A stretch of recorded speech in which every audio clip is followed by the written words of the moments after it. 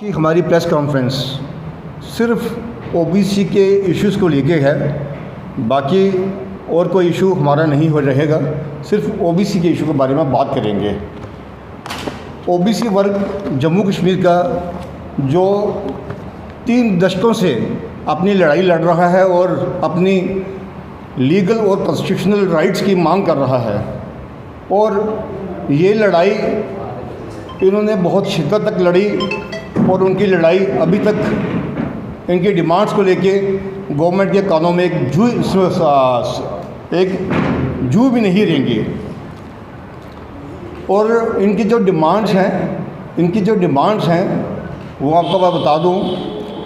मंडल commission report है जो 27% reservation की बात करती है।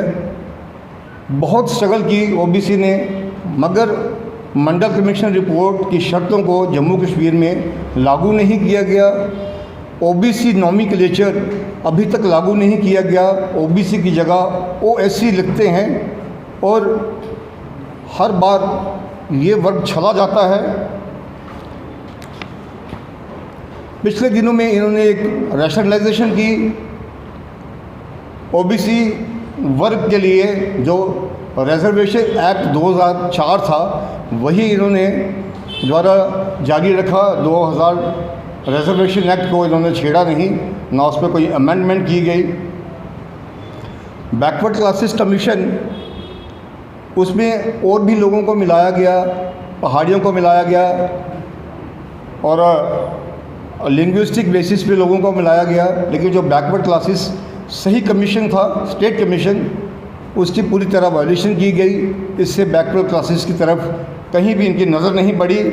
चेयरमैन जो SABC का कभी भी ओबीसी की कम्युनिटी से नहीं रहा, और अभी भी GD शर्मा साहब और उनके साथ 2 मेंबर्स हैं वो अलग बिरादरियों के हैं, और ओबीसी वर्ग का कोई भी आदमी नहीं लिया गया। मैं कहना चाहता हूँ कि जब ये कमीशन ओबीसी का है, दर्द ओबीसी के को है, तो दूसरा आदमी हमारी दर्द को क्या समझेगा। इसलिए जो स्टेट कमीशन है उसका भी चेयरमैन और इसके मेंबर भी ओबीसी कम्युनिटी से हों। National commission for backward classes अभी तक जम्मू कश्मीर में लागू नहीं किया गया। हम लोग चाहते हैं कि national commission for backward classes की एक्सटेंशन जो है वो जम्मू कश्मीर में भी हो, क्योंकि बहुत बड़ा एक वर्ग जम्मू कश्मीर में ओबीसी का रहता है। 52% पॉपुलेशन है जिसकी। और सबसे बड़ी डिमांड और ये है कि सेंसस, इन्होंने 2021 में कहा था कि कास्ट बेसिस सेंसस करेंगे, और 2014 में जब बीजेपी की गवर्नमेंट बनी तब के होम मिनिस्टर राजनाथ सिंह जी ने कहा था कि हम लोग ओबीसी वर्ग का एक अलग कॉलम बनाएंगे। लेकिन जब 2019 में इनकी गवर्नमेंट आई और अमित शाह जी देश के होम मिनिस्टर बने और उस कॉलम का कोई जिक्र नहीं हुआ, और अमित शाह जी ने कड़े शब्दों में कहा था कि ओबीसी को इस सेंसस रिपोर्ट में नहीं रखेंगे।